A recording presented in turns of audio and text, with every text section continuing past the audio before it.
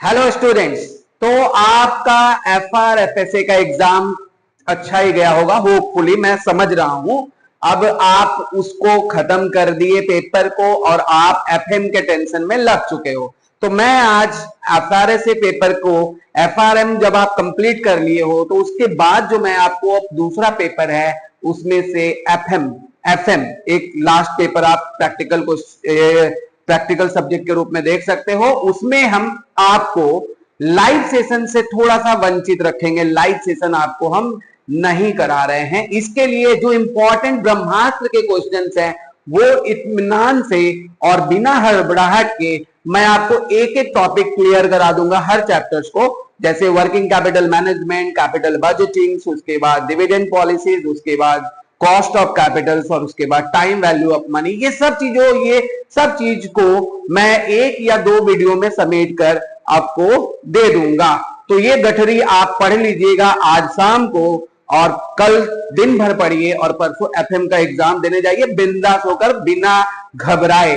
क्योंकि हमारे बारे में एक चीज आपको बता दें, ये जो क्वेश्चन हम दिए करते हैं वो काफी सिलेक्शन करके देते हैं और काफी कम क्वेश्चन देते हैं। आप बहुत ज्यादा क्वेश्चन करके मतलब कंफ्यूज करने का मेरा इरादा कभी नहीं रहता है, क्योंकि एग्जाम के टाइम में हम कम करें लेकिन ठोस करें, ये हमारा खुद का प्रिंसिपल है। कम करें लेकिन सॉलिड करें, ताकि जाके हम एग्जाम में सॉलिड समझ पाए और लिख पाए।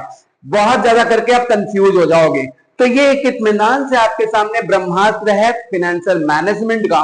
तो फाइनेंशियल मैनेजमेंट के सामने आप पहला चैप्टर हम लोग जो स्टार्ट करने जा रहे हैं, इसमें पूरा सिलेबस का रिवीजन हम आपको करवा देते हैं, जिसमें कुछ सिलेक्टिव क्वेश्चंस आपको हम यहां पर इस PDF में दिए गए हैं। इस PDF का लिंक आपको ग्रुप के कम्युनिटी डिस्क्रिप्शन में आपको मिल जाएगा और ग्रुप में YouTube के चैनल के लिंक में भी आपको मिल जाएगा। इसके अलावा हमारा टेलीग्राम चैनल भी है, गैलेक्सी क्लासेस, आप लोग उसको ज्वाइन करिए, आप उसमें भी आपको इसको पब्लिश कर दिया जाएगा। तो चलिए, ये PDF आपका वर्किंग कैपिटल मैनेजमेंट है। लाइव सेशन में क्या होता है कि बच्चे काफी ज्यादा ही 2 घंटे मतलब 1 घंटा के बाद फेडअप हो जाते हैं, इसलिए मैं यहां पर वो नहीं चाहता हूं। यहां पर आपको इत्मीनान से प्रत्येक चैप्टर में सिखा रहा हूं, आप आराम से उसको सीखिए और बनाइए और इंपॉर्टेंट के साथ मैं आपको बता रहा हूं। तो चलिए, अपने वर्किंग कैपिटल मैनेजमेंट जो आपके एग्जाम में 10 मार्क्स के लिए अति आवश्यक चैप्टर है, जिसको आपको करना ही करना है। तो 10 मार्क्स का ये पहला चैप्टर वर्किंग कैपिटल मैनेजमेंट हम आपके सामने 5 क्वेश्चन इसके लिए लेकर आए हैं। ये 5 क्वेश्चन करिएगा, आपका काम हो जाएगा। और यही हमारा प्रिंसिपल है कि आपको कम से कम क्वेश्चंस में पूरा चैप्टर कवर करा दे। चलिए, पहला टाइप का क्वेश्चन आपके सामने ये दिख रहा है, the component of current assets of a new concerns are stock, debtors and cash. Current assets में ये बस 3 कंपोनेंट्स हैं और करंट लायबिलिटीज में सिर्फ इसके क्रेडिटर्स हैं। अब आपको बताना है वर्किंग कैपिटल रिक्वायरमेंट। आपको पता है वर्किंग कैपिटल का मतलब होता है CA माइनस CL। बस इसी को एक स्टेटमेंट के तौर पे दिखाते हैं तो वर्किंग कैपिटल का स्टेटमेंट कहा जाता है। यहां पर एक्सपेक्टेड स्टॉक टर्नओवर देखिए 6 टाइम्स लिखा हुआ है। Expected credit period to debtors 2 months लिखा हुआ है। Expected credit period from creditors is 45 days लिखा है। Concern intends to maintain a cash balance of 720 hours of cash sales. अगर एग्जाम में कुछ ऐसा है तो आपको घबराना नहीं है, ये इंटेंशनली लिखा गया है पेपर में। 720 hours हो सकता है कि इसके बारे में शाम को आने भी लगे कि क्वेश्चन में ये गलत छपा है। तो अगर आपको ये बताया जाए कि 720 hours है तो इसको हम लोग कन्वर्ट कर लेंगे डेज में। तो इसको हम लोग डेज में कन्वर्ट कर लेंगे और उसके हिसाब से बाद में हम लोग इसका सॉल्यूशन आपको हम नॉर्मली बताते हैं। तो वर्किंग कैपिटल मैनेजमेंट में हम लोग ये सम अभी पढ़ रहे थे। देखिए, वर्किंग कैपिटल मैनेजमेंट में ये सम हम लोग अभी पढ़ रहे थे। एक बार फिर से इस सम को बता देते हैं। एकदम डिफरेंट टाइप का सम है लेकिन बहुत आसान सम है, बहुत आसान सम है। ठीक है, वर्किंग कैपिटल का एक ही कॉन्सेप्ट है, जितने करंट एसेट्स हैं उसमें से करंट लायबिलिटीज को माइनस कर दीजिए। इस क्वेश्चन में लिखा हुआ है कि यहाँ पे कितने कंपोनेंट्स हैं। इस क्वेश्चन में लिखा हुआ है कि करंट एसेट्स में स्टॉक है, डेटर है और कैश है, और करंट लायबिलिटीज में क्रेडिटर्स है। करंट लायबिलिटीज में क्या है? क्रेडिटर्स है। अब आपको वर्किंग कैपिटल मैनेजमेंट बनाना है, लेकिन यहां पर बोल दिया है कि सेल आपका 9 लाख है। सेल कितना है 9 लाख। तो अगर सेल हमारा 9 लाख होता है, सेल कितना है 9 लाख है, तो सेल अगर हमारा 9 लाख होता है, टोटल है ये, क्या है ये टोटल सेल है, तो कैश सेल कितना होगा 9 लाख का, बोलो बोलो 20%, 1,80,000, ठीक है ना, क्योंकि यहां क्वेश्चन में बोला है 20% क्या है कैश सेल है। और क्रेडिट सेल कितना होगा 9 लाख का 80%, 7,20,000 भेज देते हैं, रुको 7,20,000, ठीक है। तो टोटल सेल कितना हो गया 9 लाख, टोटल सेल कितना आ गया 9 लाख। अब 9 लाख जब आपका टोटल सेल्स है, तो हमको स्टॉक का वैल्यू निकालने के लिए क्या करना होगा, इसमें से प्रॉफिट हटाना होगा। प्रॉफिट कितना होगा 9 लाख का 20/120%, 20/120, क्योंकि क्वेश्चन में ऐसा बोला है 20% ऑन कॉस्ट, 20% ऑन कॉस्ट, तो 20% ऑन कॉस्ट है, हमारे पास है सेलिंग प्राइस, तो वो 120 के बराबर है, इसीलिए 20/120 करेंगे। बोलिए कितना आया 1.5 लाख। टोटल कितना आया 7,50,000। ये क्या आया कॉस्ट ऑफ सेल्स, कितना का माल बेचा है, मतलब इन्वेंट्री है। ये एलिमेंट है, कुछ आप अलग से कर लीजिएगा। कैश सेल का कोई काम नहीं है, इसलिए कैश सेल को हटा देना है, कैश सेल का कोई काम नहीं है, लेकिन हाँ कैश बैलेंस के लिए काम पड़ सकता है। अब आप इस क्वेश्चन में देख रहे थे कि सबका टर्नओवर टाइम दिया हुआ है, स्टॉक टर्नओवर दिया हुआ है 6 टाइम्स, डेटर 2 महीना का है, credit period of creditors is 45 days है, आप उसको 1.5 महीना में ले सकते हो। 45 डेज मतलब क्या 1.5 महीना। अब आपको बनाना क्या है स्टेटमेंट ऑफ वर्किंग कैपिटल। ये एक्सप्लेनेशन समझ में आया आपको, तो स्टेटमेंट ऑफ वर्किंग कैपिटल हम बना रहे हैं। लिखिएगा स्टेटमेंट ऑफ वर्किंग कैपिटल, देखिए 5 मिनट में ये सब बनेगा, ज्यादा टाइम नहीं लगना है, 5 मिनट में 10 नंबर। वर्किंग कैपिटल रिक्वायरमेंट, ये नॉर्मल आपको कॉन्सेप्ट बता देगा, फिर हम लोग थोड़े हार्डर प्रॉब्लम में जाएंगे। अब ये है particular detail amount,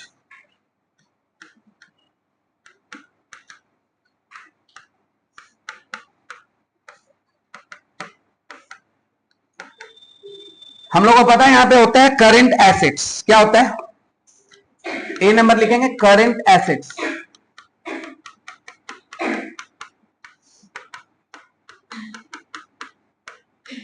current assets.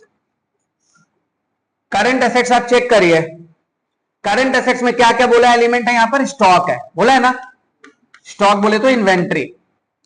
Inventory का टर्नओवर दिया हुआ 1/2, अगर 1/6 शायद ऐसा ना, 6 क्वेश्चन नहीं दिख रहा ना, 6 टाइम्स, 6 टाइम्स, देखिए एक बार मैं अभी आपको शेयर कर देता हूं ये पीडीएफ, ये देखो 6 टाइम्स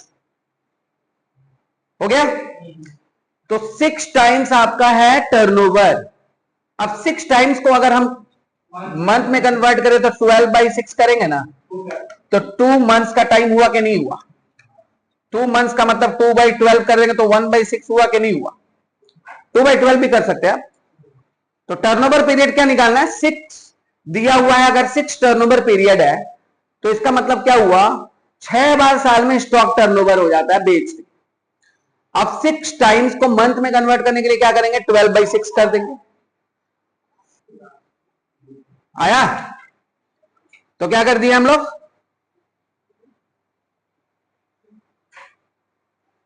अब आप क्वेश्चन में देखिएगा करंट एसेट्स कितना दिया है, स्टॉक, स्टॉक आपको निकालना है। अभी हम लोगों ने कॉस्ट ऑफ सेल्स निकाला है ना, यही तो हमारा स्टॉक है, कॉस्ट ऑफ सेल्स ही तो आपका स्टॉक है।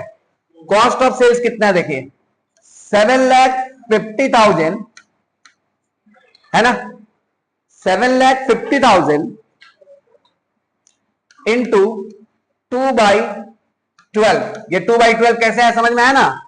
स्टॉक टर्नओवर रेशियो लिखा हुआ है 6 टाइम्स, कितना लिखा हुआ है 6 टाइम, तो 6 टाइम्स को हम लोग क्या किया 12 डिवाइडेड बाई 6 कर लिया, तो कितना आया 2 मंथ्स का आया डेटा, ये स्टॉक टर्नओवर का टाइम 2 मंथ्स का, तो स्टॉक टर्नओवर 2/12 हो गया। बताइए कितना हुआ 1,25,000, 1,25,000। स्टॉक टर्नओवर के बाद डेटर्स,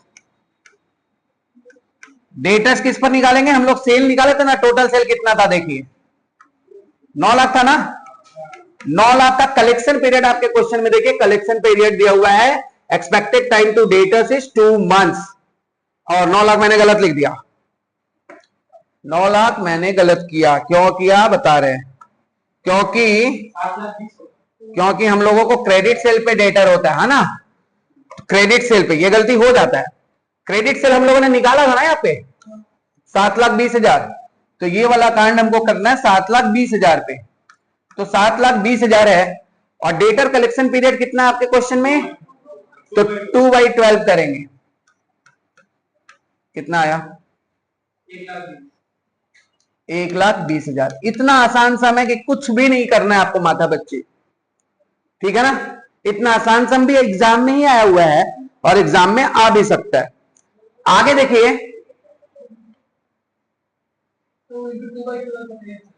ये क्या, ये देखो लिखा हुआ है स्टॉक टर्नओवर 6 टाइम्स है, 6 टाइम्स मतलब साल में 12 बार स्टॉक खरीद के बेच देते हो, तो 12 से डिवाइड बाई 6 कर लो, 2 महीना आया ना, मतलब 2 महीना में एक बार तुम्हारा स्टॉक टर्नओवर हो जाता है, तो इसीलिए 2 मंथ्स है, और इसका तो डायरेक्ट चिल्लाकर बोल दिया 2 महीना का कलेक्शन पीरियड है, देखो लिखा है कि नहीं 2 महीना का कलेक्शन पीरियड है, देख लो लिखा कि नहीं 2 महीना का कलेक्शन पीरियड है। अब 2 महीना का कलेक्शन पीरियड है ना, ये लिख दिया। अब यहां पर एक चीज देखो, यहां पर लिखा है ये वाला चीज, the concern intends to maintain a cash balance of 720। Question में पहले ही बोल दिया कि इसके करंट एसेट्स में 3 ही चीज है, क्या है, स्टॉक है, डेटर है, कैश है, एकदम क्लियर कट बोल दिया, आपको माथा पच्ची नहीं करना WIP क्या है, फिनिश गुड्स क्या है, सोचना ही नहीं है, ठीक है। लेकिन आपको बताएं एग्जाम में अगर ऐसा आसान सम आता है ना, तो हमारा दिमाग पहले ही उड़ जाएगा, करे तो करे क्या सर, तो बताएं WIP रहता है, फिनिश गुड्स रहता है, क्योंकि हम लोग हो जाते हैं लक्ष्मण रेखा के दास, बस खींच दिया गया, लाइन पार नहीं करना, सोचना होता है। वही बात हम आपको कह रहे हैं कि क्वेश्चन को मॉडिफाइड करा जा सकता है बच्चों का अपना खुद का टैलेंट निकालने के लिए, तो अब टैलेंट एग्जाम में ही निकाला जाता है। तो अभी देखिए एक्सपेक्टेड क्रेडिट पीरियड 2 मंथ्स है कि नहीं है, ये तो हो गया। अब क्रेडिटर के बाद में करेंगे, यहां पे देखो ये क्या लिखा है, maintain a cash balance equal to 720 hours cash sales, hours बताओ ना, माथा खराब हो जाएगा ये लाइन पढ़ के, बताओ मागो बोलेगा 720 आवर्स, ये क्या है, ये है क्या, तो ये शाम को आपको यूट्यूब में पोस्ट भी आने लगेगा, क्वेश्चन गलत है, अगर ये क्वेश्चन आता है तो शाम को यूट्यूब में पोस्ट आने लगेगा, लेकिन 720 आवर्स थोड़ा इंटेंशनली क्वेश्चन में बनाया गया है, 720 hours of cash sales, cash sales का कुछ यूज कराने के लिए। कैश सेल कितना था 720 आवर्स का मतलब आपको बता दें 720/30, सॉरी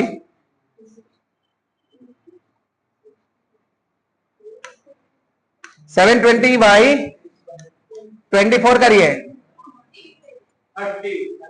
30 डेज, अगर इसको डेज में कन्वर्ट करना है तो कितना आ गया 30 डेज, और 30 डेज मतलब 1 मंथ, ये आपको निकालना था 1/2, क्लियर है, ये चीज आपको निकालना था, बस यहीं पे लटका देगा, इतना आसान सा चीज, कैश नहीं निकल रहा आपसे। अब देखिए कैश निकल गया, तीसरा क्या होगा कैश, कैश कितना था 1,80,000 इंटू 1/12, 90,000 कैश, सब जोड़कर बाहर कर दो। अरे तो गलत क्या है, 15,000 कर देते हैं, जितना आया बता दो, हो गया? टोटल कर देंगे, 3 चीज है ना, टोटल कर दीजिए। 2,60,000 बाहर कर दीजिए, कर दिए बाहर। इसमें से लेस करेंगे क्या? करंट लायबिलिटीज पहले लिख देंगे, और करंट लायबिलिटीज के कंपोनेंट्स में इसके पास सिर्फ क्रेडिटर्स है ना, आउटस्टैंडिंग वेजेस है ना, आउटस्टैंडिंग एक्सपेंसेस है। क्रेडिटर्स कितना है? क्रेडिटर्स जो परचेज हुआ वही क्रेडिटर है, 7,50,000। और क्रेडिटर का पेमेंट पीरियड दिया होगा क्वेश्चन में, 45 दिन लिखा है। क्या लिखा है? 45 दिन मतलब 1.5, तो 1.5 बाई 12 कितना आया? 93,750। बस हो गया, माइनस कर दीजिए, ये हो गया आपका वर्किंग कैपिटल रिक्वायरमेंट।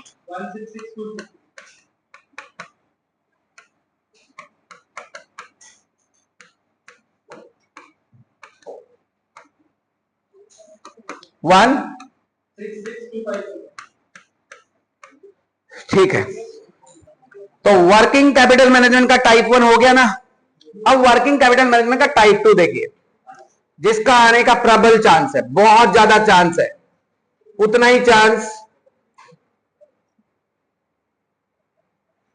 जितना 2025 में वर्ल्ड वॉर का है। इसके चांसेस बहुत ज्यादा बने हुए हैं। ईयर 2025 क्वेश्चन पेपर देखिए, थोड़ा क्वेश्चन को पहले मैं एक्सप्लेन कर देता हूं, बढ़िया से समझिए, एकदम टाइम लेकर इस क्वेश्चन को, इत्मीनान से, हड़बड़ी नहीं। D limited supplies you the following information है।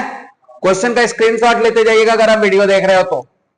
यहां पर कितना है? 36 लाख है, सेल्स है, 36 लाख का सेल्स है। ओके, जिसको डेप्रिसिएशन वाला भूत है ना कि डेप्रिसिएशन बताइए, वो खत्म हो जाएगा। यहां पर 36 लाख है। Material consumed extended to 2 months, यहां पे देखिए मटेरियल कंज्यूम लिखा है और सप्लाईज एक्सटेंड 2 मंथ्स। इसका मतलब क्या हो गया? क्रेडिटर का 2 महीना का टाइम दिया है। क्रेडिटर कितना महीना का टाइम दिया है? 2 महीना का टाइम दिया, भैया मेरा पेमेंट कर दीजिएगा 2 महीना बाद। वेजेस में लेबर लोगों को टाइम दिया गया है, 1 महीना के अंदर आपका पेमेंट कर दिया जाएगा। मैन्युफैक्चरिंग एक्सपेंसेस में एंड ऑफ द ईयर 1 महीना का बाकी है, 80,000 रुपया, मतलब 80,000 रुपया आउटस्टैंडिंग मैन्युफैक्चरिंग एक्सपेंसेस है। सही है ना? Total administration expenses paid, lag in payment of 1 month. Administration expenses paid, lag in payment of 1 month, मतलब टोटल एडमिनिस्ट्रेशन एक्सपेंसेस पेड हुआ है 2,40,000, और 1 महीना का टाइम पीरियड के बाद पेमेंट होता है, तो 1 महीना का क्रेडिट अलाउड निकाल लेंगे। Sales promotion expense paid quarterly in advance, ये एडवांस दे दिया मतलब प्रीपेड हो गया। क्या हो गया? ये प्रीपेड हो गया। नेक्स्ट पेज में कंपनी सेल्स इट्स प्रोडक्ट, यही है ना। Gross profit of 25%, counting depreciation as a part of cost of production, depreciation as a part of cost of production, and it keeps 1 month stock of each of raw material and finished goods, and cash balance is 1 lakh रुपया already given है। Assuming 20% is margin of safety, मतलब profit है, और आपको निकालना है working capital cost of working capital requirement. और यहां पर विशेष बात कृपया ध्यान दे, कैश कॉस्ट बेसिस वाला सम, कृपया ध्यान दे, कैश कॉस्ट बेसिस वाला सम। ठीक है, जिस सम का रेटिंग बहुत ज्यादा हाई है, आप किसी का भी वीडियो देखोगे अगर ये क्वेश्चन नहीं है तो समझ जाइएगा कि वो फेक है। ये आना ही रहना है, ये हर कोई देगा सजेशन में आपको, cash cost basis. If you are going to give the exam of honours paper, then honours paper के लिए मोस्ट इंपॉर्टेंट टॉपिक है। ठीक है, अब हम लोग इसके सॉल्यूशन पे आते हैं। सॉल्यूशन लिखेंगे क्या? Statement of working capital requirement तो बाद में बनाएंगे, पहले हम इसके एलिमेंट्स ढूंढ लेते हैं। क्वेश्चन में डेप्रिसिएशन खुलेआम नहीं दिया है, मतलब हमको डेप्रिसिएशन निकालना होगा, तो सबसे पहले लिखेंगे कंप्यूटेशन ऑफ डेप्रिसिएशन।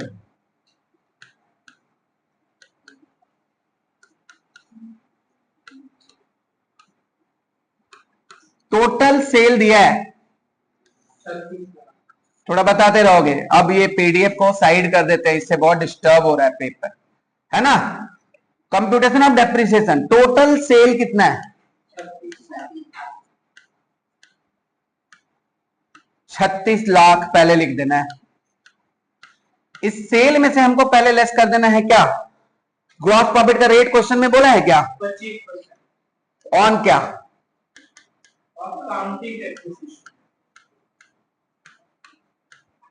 मार्जिन कितना है? से ये इसका 20% है कि 25% है? प्रॉफिट का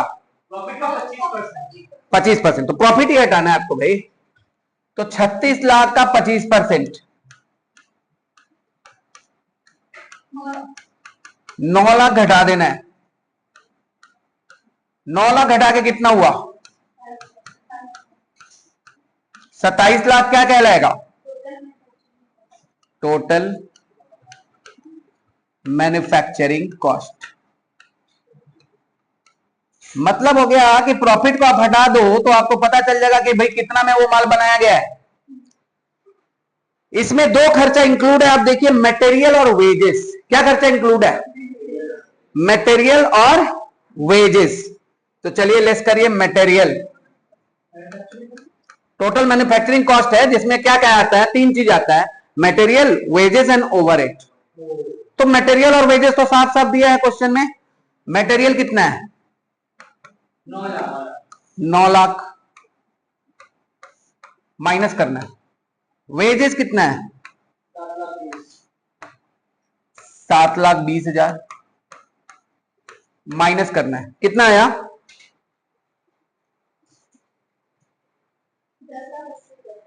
10,80,000। इस 10,80,000 को हम क्या नाम देगा? इस 10,80,000 को हम बोलेगा मैन्युफैक्चरिंग एक्सपेंसेस या ओवरहेड, है कि नहीं? क्वेश्चन में कैश मैन्युफैक्चरिंग एक्सपेंसेस दिया है क्या? कितना दिया है? 80,000 एक महीना का है।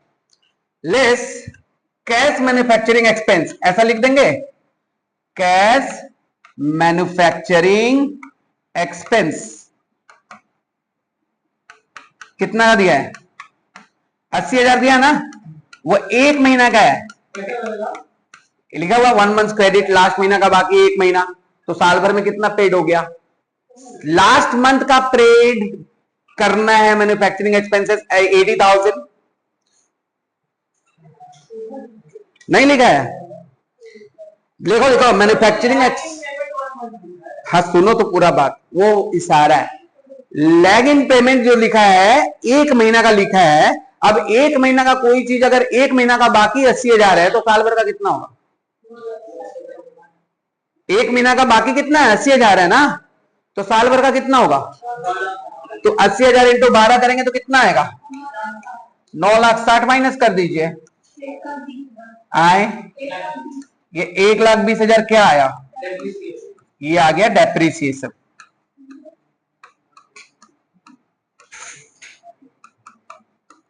समझ आया बात? तो पहले आप निकाल लीजिए डेप्रिसिएशन।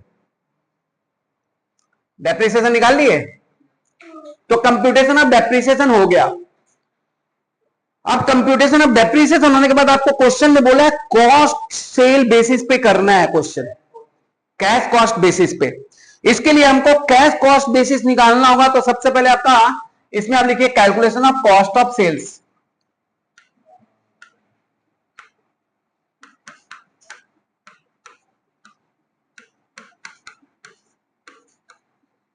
कॉस्ट ऑफ सेल्स में क्या आएगा?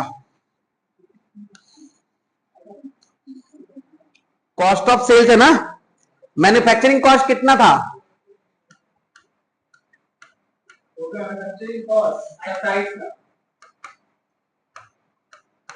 कितना था? 27 लाख।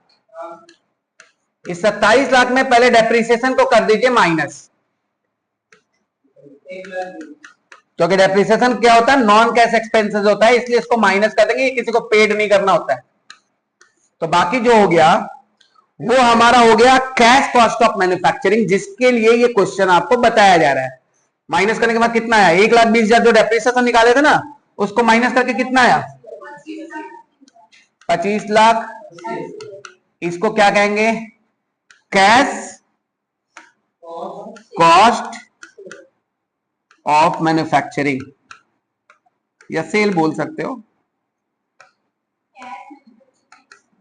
ये भी बोल सकते हो, बहुत नाम है इसका, बहुत नाम है। हो गया, तो ये हो गया कैश कॉस्ट ऑफ मैन्युफैक्चरिंग। ये कैश कॉस्ट ऑफ मैन्युफैक्चरिंग में दो तरह के खर्चे हैं। एक क्या है, एडमिनिस्ट्रेशन एक्सपेंसेस है, आगे जाकर क्या क्या खर्चा है, एडमिनिस्ट्रेशन एक्सपेंसेस है, कितना है बोलो, आगे का खर्चा है ना, 2,40,000। और क्या है, हाँ ये सब ऐड होगा, क्योंकि ये खर्चा जुड़ा हुआ नहीं है ना कैश कॉस्ट ऑफ मैन्युफैक्चरिंग में। नहीं, प्रीपेड क्या, सेल्स प्रमोशन एक्सपेंसेस, कितना पेड हो रहा है,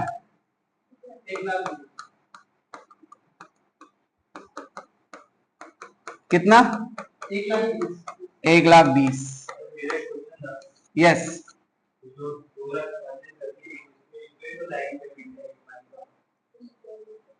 2,40,000 है ना, वो पूरा एनुअल है।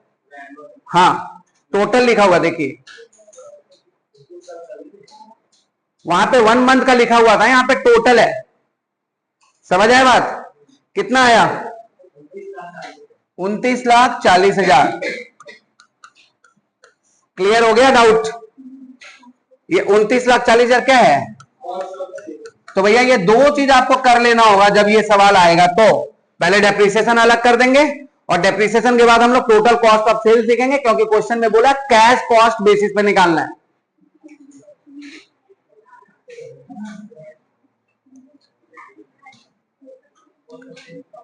अब आइए वर्किंग कैपिटल पे।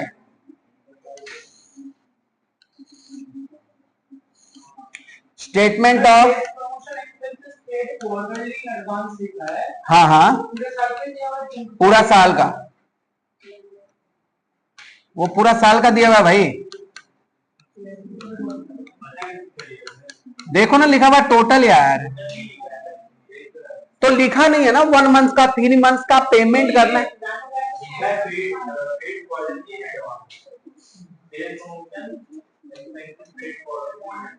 Sales promotion expenses paid quarterly in advance. जिस क्वेश्चन के ब्रैकेट में नहीं लिखा हुआ लैग इन पे, मतलब ये चीज है कि 1 मंथ वाला, देखो ऊपर का खर्चा से तुम कंफ्यूज हो रहे हो। Manufacturing expenses outstanding at the end of the month लिखा हुआ था, देखिए आप। अरे तो ठीक है रे भाई, at the end of the year का मतलब क्या हुआ,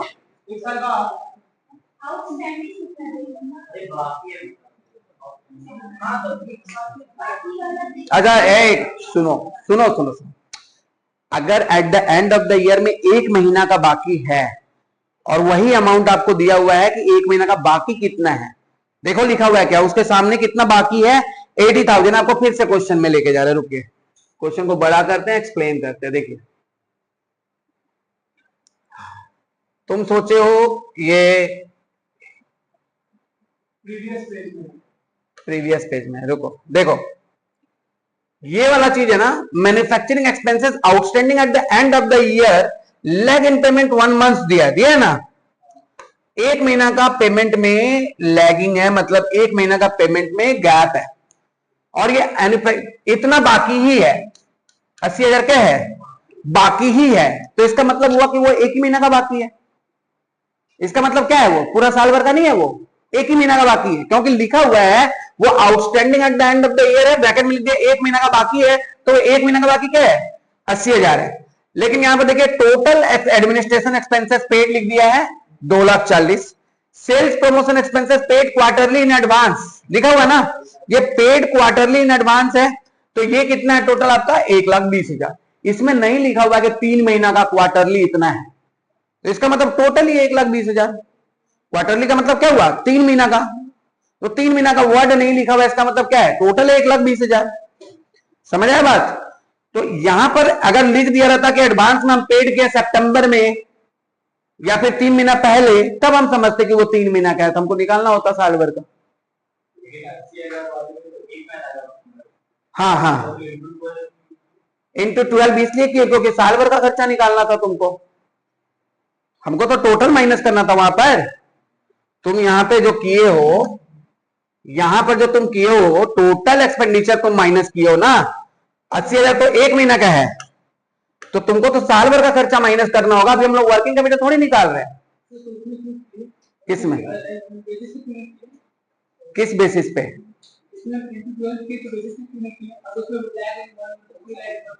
तो 1 मंथ था, लेकिन इसमें 1 महीना का बाकी जो है वो दिखाया हुआ है अमाउंट 80,000, वहां पर टोटल वर्ड लिखा हुआ है भाई, दोनों में टोटल है।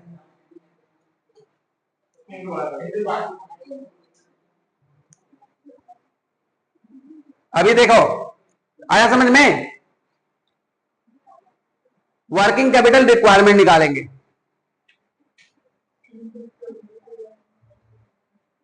वर्किंग कैपिटल रिक्वायरमेंट सबसे पहले क्या लिखते हैं? करंट एसेट्स, तो करंट एसेट्स कितना है बोलो? पहले लिखेंगे क्या? नहीं, इन्वेंट्री। इन्वेंट्री कैसे निकाल रहे थे? किस पे? रॉ मटेरियल्स का क्या वैल्यू था? इन्वेंट्री में रॉ मटेरियल ही है, एक ही चीज है, तो बस एक रॉ मटेरियल है, एक फिनिश गुड्स है। रॉ मटेरियल कितना है? 9 लाख। नीचे देखिए पेमेंट पीरियड कितना है? तो 2/12 करिए, 2 मंथ्स का।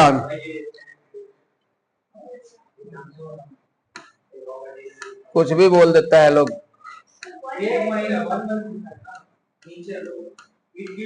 चलो ठीक है ठीक है, बोलो बोलो, चेंज कर दिया। कितना आया? 1 lakh.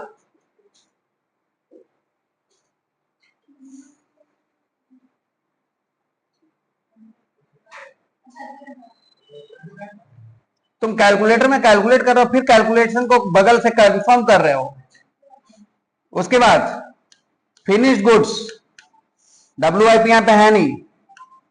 Finished goods, finished goods मतलब कॉस्ट ऑफ सेल्स कितना निकाले थे तुम? 29 लाख। वही आपका फिनिश्ड गुड्स। ब्रैकेट में लिखेंगे 29,40,000 इंटू, ये भी 1 महीना का है ना, 1/2 कितना आया? 2,45,000।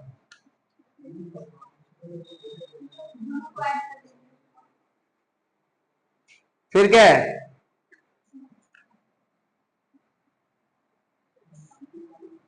दोनों को ऐड कर दो, बोलो कितना आया? 3,20,000। फिर क्या लेते हैं? डेटर्स। डेटर्स में क्या आएगा?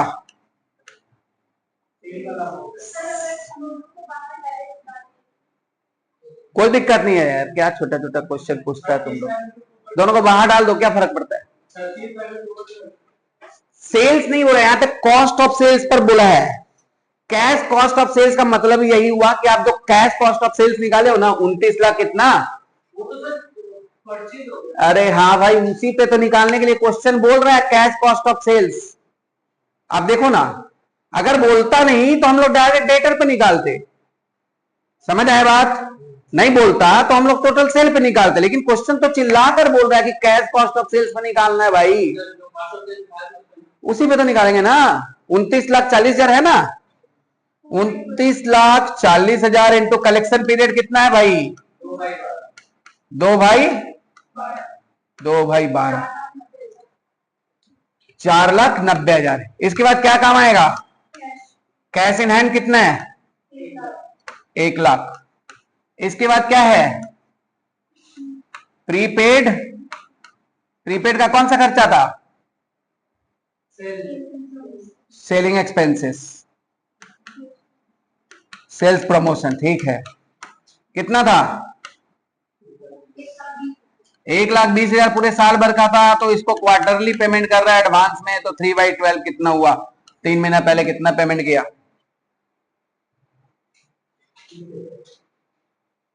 30,000 है। 30, ये टोटल कर दो जो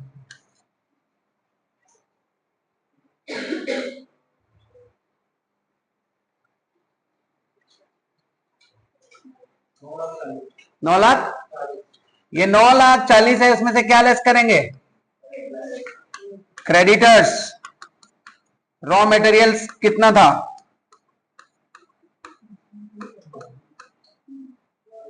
9 लाख था ना? 9 लाख का क्रेडिटर्स का पेमेंट पीरियड बोलो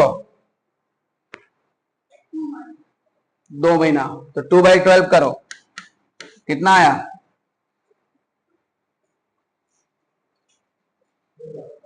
कितना? अंदर में लिख देते हैं। फिर क्या है? आउटस्टैंडिंग क्या क्या है? 1 महीना का बाकी तो दे ही दिया ना क्वेश्चन में, पहले एडमिनिस्ट्रेशन लिख दिए तो लिख दो ना। आउटस्टैंडिंग एडमिनिस्ट्रेशन कितना बोलो? 2,40,000 और 1 मंथ का उसका क्या है?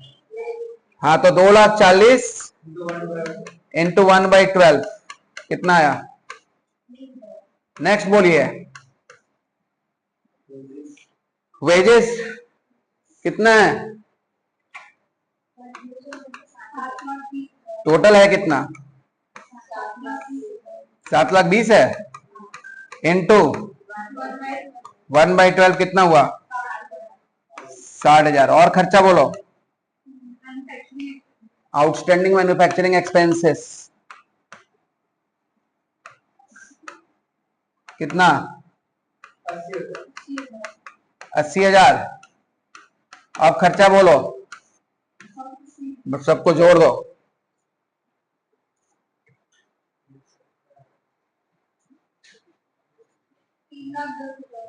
3,10,000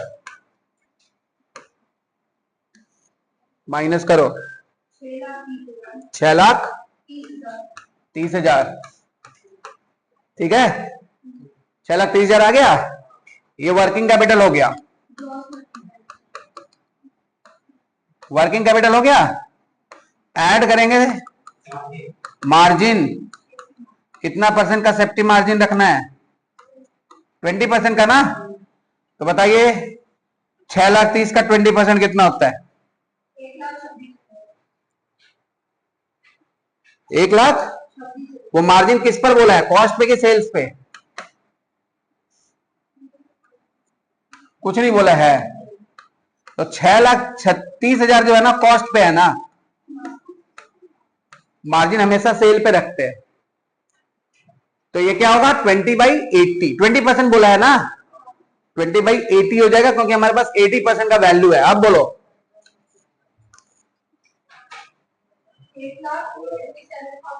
157,500 हुआ। टोटल कर दो।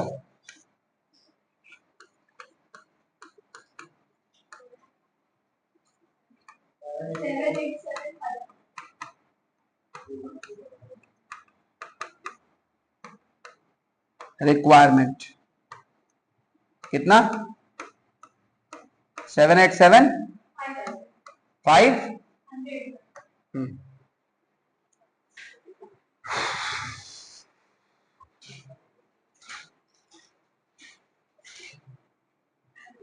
अमित तीसरा। तो देखिए, mister Roy wants to start. Third question देखिए, new trading business and gives the following information. ये क्वेश्चन है। ये क्वेश्चन में जो पहला टाइप का क्वेश्चन था वैसा ही था ये दूसरा वाला। यहां पर देखिए projected annual sale is 60 lakh दिया हुआ है। प्रोजेक्टेड एनुअल सेल कितना दिया हुआ है? 60 लाख दिया हुआ है। Estimated fixed expenses 10,000 per month and variable expenses equal to 2% of turnover. ये दो खर्चा दिया हुआ है। Estimated fix expenses 10,000 per month है और variable expenses equal to 2% of turnover है। ऐसा नहीं लिखा है कि बाकी है कि पेड हो गया है, ऐसा कुछ नहीं लिखा है इस क्वेश्चन में कि आउटस्टैंडिंग है, नहीं लिखा है ना। एक बार इसको छोड़ते हैं। Percentage of gross profit on cost on purchase will be 25%। हाँ, जीपी का रेट दिया है 25% ऑन कॉस्ट पे। Average expected credit period allowed to debtors 1 month दिया है। Average expected credit period from suppliers is 15 days and he expect to turn over his stock at 5 times in a year. Average cash holding is 1 month expenses. Average cash holding क्या होगा? 1 महीना का खर्चा वो लेकर हमेशा चलेगा। 1 महीना का खर्चा वो हमेशा लेकर चलेगा, मतलब अपने पास रखेगा 1 महीना का खर्चा। ये खर्चा आपको निकालना होगा। चलिए, हो गया। तो अब ये कॉस्ट, ये वर्किंग कैपिटल आपको बनाना है। पहली बात आप देख लीजिए, यहां पर सेल कितना दिया है? 60 लाख है।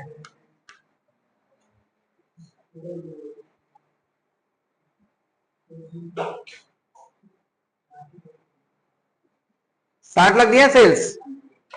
सेल्स में से हम प्रॉफिट को कर देंगे माइनस।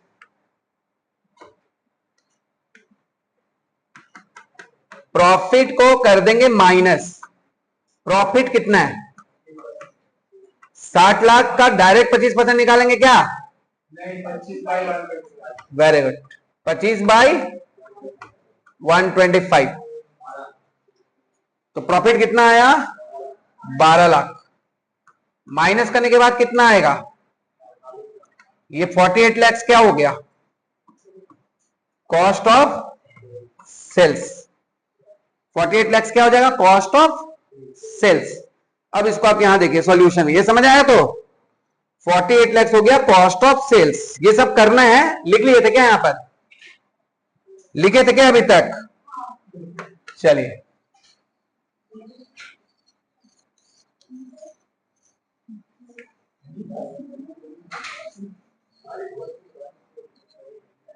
देखिए कॉस्ट ऑफ सेल्स कितना आ गया? 48 लाख।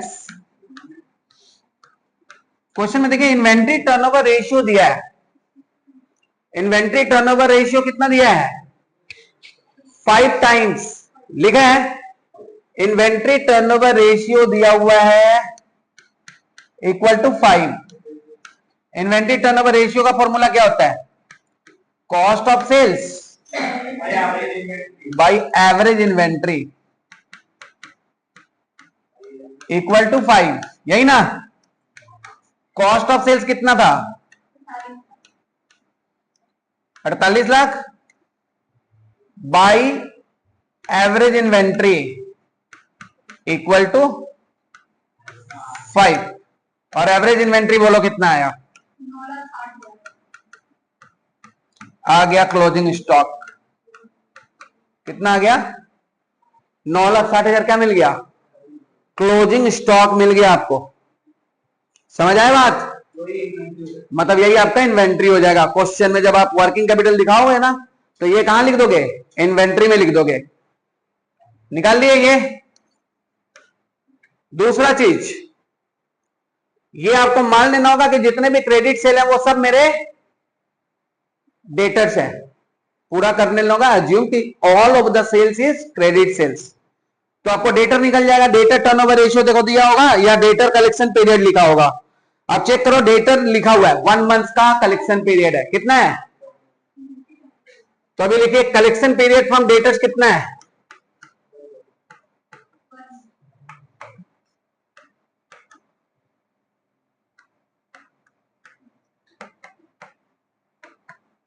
वन मंथ है ना। देयरफॉर डीटीआर कितना होता है?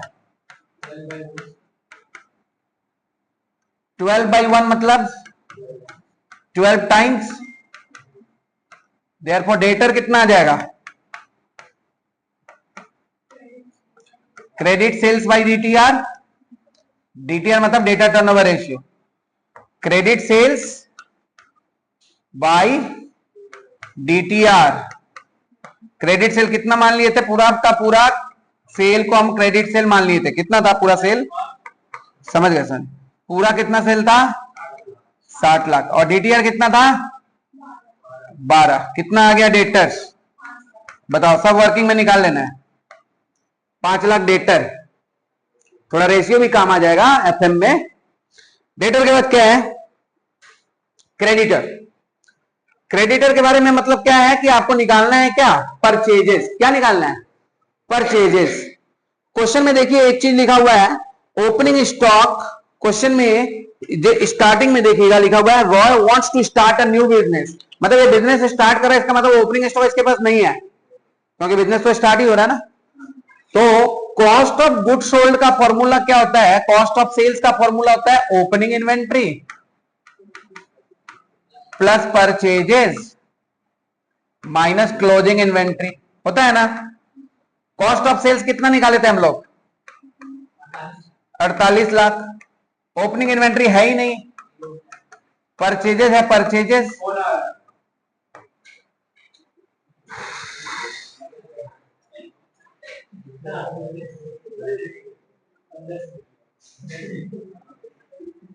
क्लोजिंग इन्वेंट्री कितना है? अभी तो निकाले ना हम लोग इन्वेंट्री, निकाले 9,60,000। अभी बताइए कितना आया? परचेजेस का वैल्यू बता दो कितना है? तो क्या बोल रही है बक झूठी?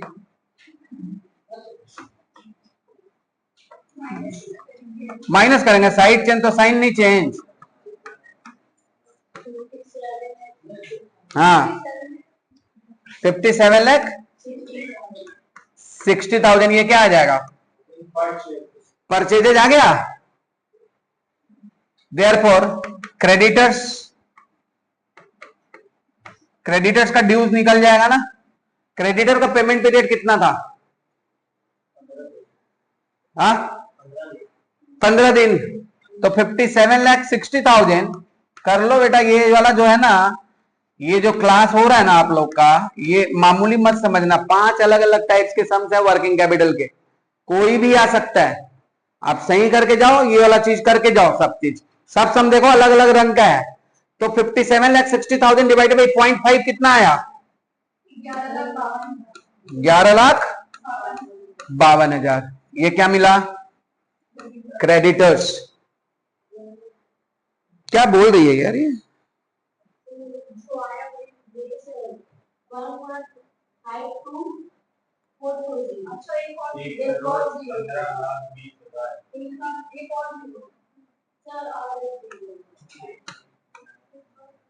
क्या 15 महीना कितना था वो? 15 दिन है ना। 15 दिन है तो रुक जाओ 1 मिनट।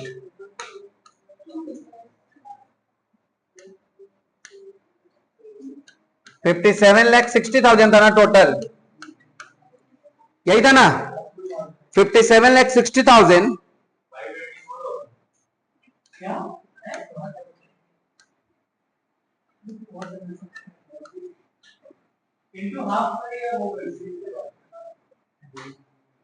0.5/12 करो तो एक बार।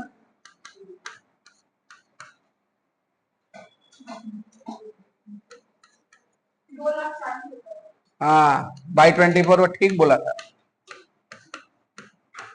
2,40,000 सही है। 0.5 मंथ था ना, तो बाई 12 तो करेंगे ही ना।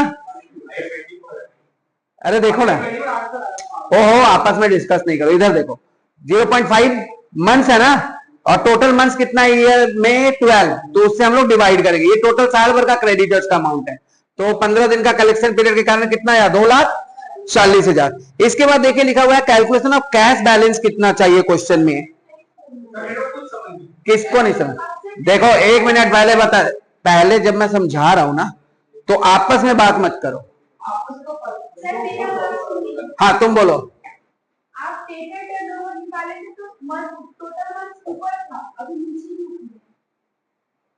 क्योंकि वो टाइम नहीं दिया हुआ था।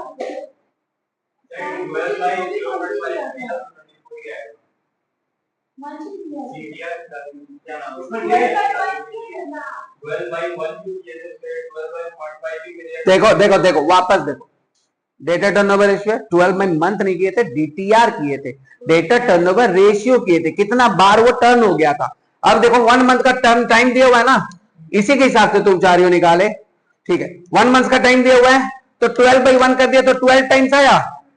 अब सुनो, इसमें कितना टाइम दिया है, दूसरा कैलकुलेशन देख लो, इसमें कितना टाइम दिया है, तो अब यहां पर टोटल टाइम्स दिया हुआ है 15 है ना, तो इसका टाइम्स निकालने के लिए हमको क्या करना होगा,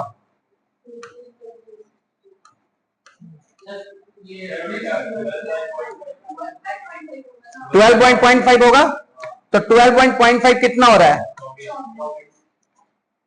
12/0.5 यही आ गया ना, तो यहां निकाल दो CTR, समझ आ गया, तो CTR कितना आ गया आपका 24 आया, तो 24 टाइम्स, जैसे टाइम्स में निकाल देती, वही काम तो हम किए यहां पर भी, वही काम किए वहां पर भी, 57,60,000 डिवाइडेड बाई 24 कर दो,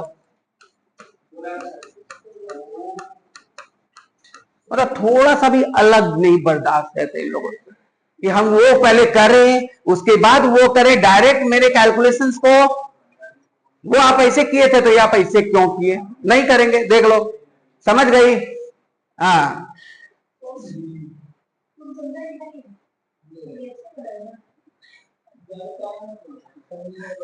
यहाँ पे हम लोग 365 बाई 365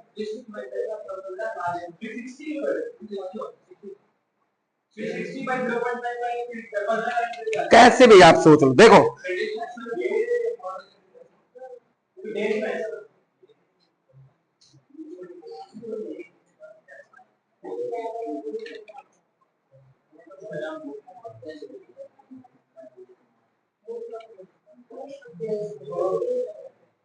अच्छा अब आगे करें, तुम लोग या तो बात करो, देखो हमको नहीं इतना एनर्जी है, तुम लोग थोड़ा सा आगे देख लियो, हो गया तो हाँ ठीक है, हो गया। अब निकाले कैश, कैश बोलो, कैश के बारे में क्या बोला है, 1 मंथ का खर्चा आपको हमेशा हाथ में रख के चलना है, ठीक है। क्वेश्चन में फिक्स एक्सपेंसेस कितना दिया हुआ है, तो ये तो हमेशा हमारा फिक्स रहेगा, ये 10,000 रुपये आप मान लीजिए हमेशा देना ही है, और बाकी टर्नओवर का, टर्नओवर का कितना परसेंट, 2% है ना, तो टर्नओवर का 2% कितना हुआ, 1/20। अब क्या करें हम यहाँ पे 1/12 कर देंगे, क्योंकि 1 महीना का खर्चा रखना है हमको हाथ में, ये वेरिएबल है 10,000, तो हमेशा हमको 20,000 रुपया हाथ में रखना ही होगा ताकि हमारा वर्किंग कैपिटल मेंटेन हो। अब हम क्या लिखेंगे, कैलकुलेशन ऑफ, देखो देखो जल्दी देखो, हो गया, चलो कैलकुलेशन ऑफ वर्किंग कैपिटल बोलो,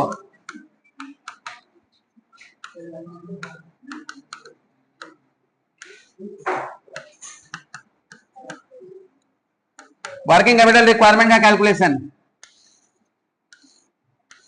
बोलो, करंट एसेट्स फटाफट, इन्वेंट्री कितना निकाले थे,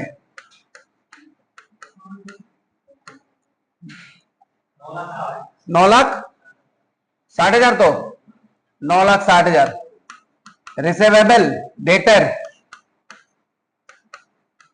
कितना निकाले थे,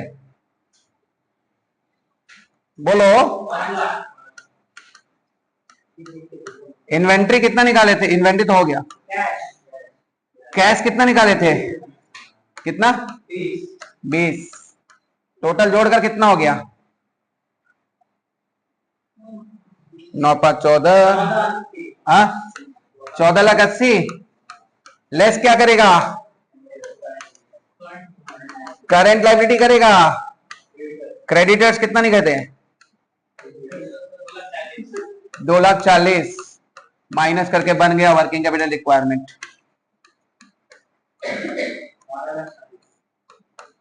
12,40,000।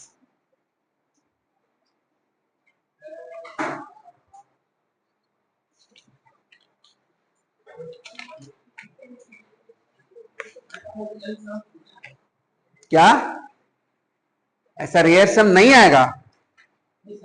आप एग्जाम दे के आना फिर।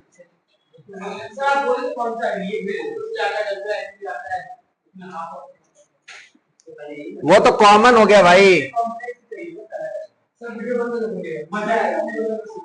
क्या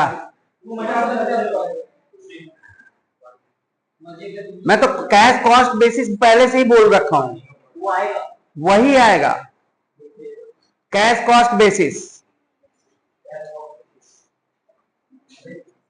अब सब वीडियो छोड़ के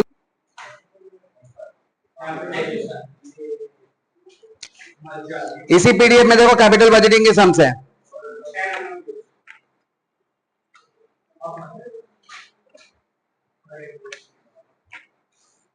तो आपके वर्किंग कैपिटल में जो 2 एक्स्ट्रा क्वेश्चन है वो हमेशा करवाया हुआ है और इसके वीडियो भी अपलोडेड है। इस टाइप के क्वेश्चन आप लोग खुद से करिएगा। ये 5 सम आपका वर्किंग कैपिटल मैनेजमेंट हो गया। अब चालू करिए कैपिटल बजटिंग। पहला क्वेश्चन इसमें मैंने दिया है टाइम वैल्यू ऑफ मनी, दिया है क्या? Sorry, time value of money नहीं, क्या बोल रहे थे? कैपिटल बजटिंग सबसे पहला होगा पे back period, discounted pay back period, यही ना? डिस्काउंटेड पे बैक पीरियड पहला क्वेश्चन आपको दिख रहा है।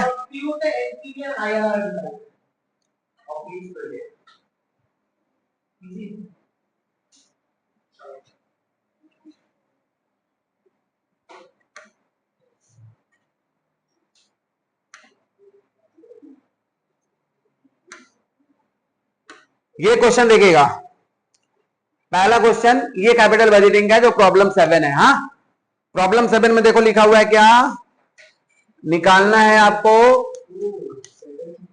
प्रॉब्लम 7 ये कैपिटल बजटिंग का है।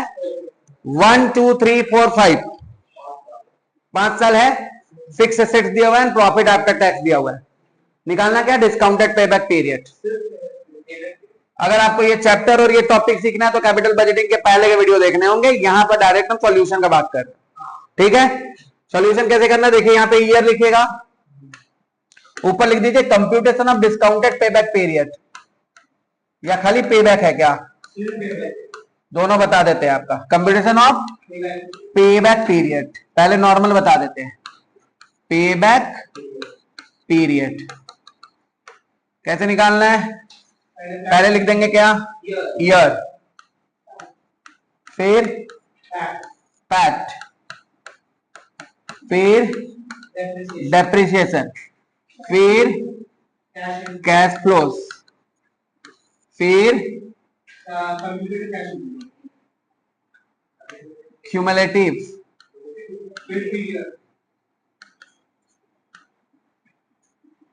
कैश फ्लो, फिर लिखेंगे क्या?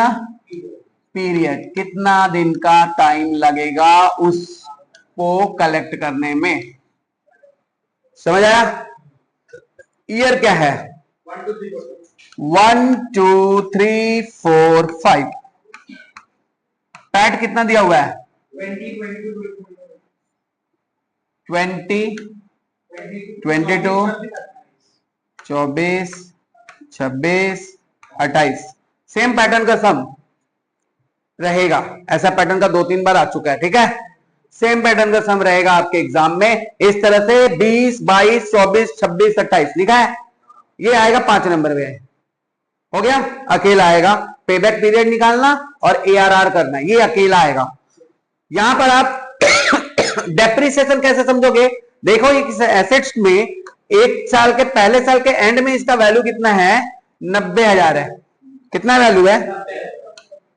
दूसरे साल के एंड में 80,000 है, तीसरे साल के एंड में 70,000 है, फिर 60,000 है, फिर 50,000 है। आप देख रहे हो इसका वैल्यू हर बार 10-10 से कम हो रहा है। अगर पहले साल के एंड में 90 है तो हम लोग को पता है कि पहले साल के बिगिनिंग में 100 होगा। अगर एंड में 90 है तो बिगिनिंग में क्या होगा? क्योंकि 10% का 10-10 करके डेप्रिसिएशन कम हो रहा है, तो इसका कैश आउटफ्लो कितना हो गया? इसका कैश आउटफ्लो हो गया 100। कितना का पैसा लगा इसमें? 100। अब डेप्रिसिएशन आप देख रहे हो सब में 10-10 कम हो रहा है, तो ये सबका डेप्रिसिएशन हो गया 10 10 10 10 बस हो गया। तो कैश फ्लोज कितना हो जाएगा, कैश इनफ्लोज कितना हो जाएगा, 30 32 34 36 38। अब हम लोग करेंगे क्या, क्यूमुलेटिव करेंगे। मतलब क्या हुआ, पहले साल का तो 30 होगा, फिर 30 में 32 को जोड़ के 62 कर देंगे, फिर 62 में 34 को जोड़ के 96 कर देंगे, फिर 96 में 36 जोड़ देंगे 132 हो जाएगा, फिर 132 में 38 जोड़ देंगे 170 हो जाएगा। अब पीरियड लिखेंगे, कितने महीना में या सॉरी कितने साल में आप वो अपना लगाया हुआ पैसा को रिकवर करोगे, इसी को हम लोग पीबीपी कहते हैं, पे बैक पीरियड कहते हैं। तो पे बैक पीरियड है। अब यहां पे आपने इन्वेस्टमेंट 100 किया था, कितना किया था 100, कैसे पता चला, क्योंकि 90 एंड में है तो शुरू में 100 होगा 0 ईयर्स में। अब 100 में से 30 को माइनस करिए, आंसर क्या पॉजिटिव में है तो 1 लिख दीजिए। 100 में से 62 को माइनस करिए, आंसर पॉजिटिव में है तो 1 और लिख दीजिए। 100 में 96 लिखिए और आंसर पॉजिटिव में है तो 1 और लिख दीजिए। 3 साल में आपने 96,000 रुपया कलेक्ट कर लिया, कितना कलेक्ट कर लिया 96,000, और आपको कितना कलेक्ट करना बाकी है 4। कैसे है, 100 में से 96 तो आपने कलेक्ट कर लिया है 4, तो 4,000 आपको और कलेक्ट करना है 36। और उस साल का कैश इनफ्लोज कितना है चौथे साल का, तो 4 डिवाइडेड बाई 36 करोगे तो कितना आया 0.11। तो टोटल पे बैक पीरियड कितना आया 3.11 ईयर्स। समझ आया, ये नॉर्मल पे बैक पीरियड आएगा। हो गया। अब डिस्काउंटेड बताएं इसी का। डिस्काउंटेड में करना ये है, ये जो दो फैक्टर है ना, ये 2 वाला कॉलम देखो, यहां पे पीबी फैक्टर दिया रहेगा। पीबी फैक्टर क्वेश्चन में दिया है क्या, मान लीजिए 10% पीबी फैक्टर दिया रहेगा, तो पीबी फैक्टर आपको लिखना होगा। समझ आया, 10% के हिसाब से पीबी फैक्टर कैसे निकालोगे, 1 डिवाइडेड बाई 1.10। हालांकि ये आपके क्वेश्चन में दिया रहेगा, आपके क्वेश्चन में दिया रहेगा, आपको उसका टेंशन नहीं लेना है। जो पीबी फैक्टर है पहला वाला का कितना 0.909, दूसरे का 0.826, तीसरे का 0.1, चौथे का, पांचवे का। समझ आया, यही करना है पूरा कैपिटल बजटिंग में। पूरा कैपिटल बजटिंग है डिस्काउंटिंग फैक्टर पे डिपेंड है, आगे के टॉपिक्स। इसका इससे मल्टीप्लाई करो तो डिस्काउंटेड कैश फ्लो निकल जाएगा 27.27। इसका इससे 27.27, फिर इसका इससे 26.432, फिर इसका इससे 25.534, फिर इसका इससे 24.583, फिर इसका इससे 23.56। तो अब क्यूमुलेटिव करना होगा, फ्रैक्शन में इसलिए थोड़ा दिक्कत होगा, क्यूमुलेटिव आप करना होगा। तो पहले साल का क्या लिख दिए 27.27, दूसरे साल का बोलो, ये और ये ऐड कर दो,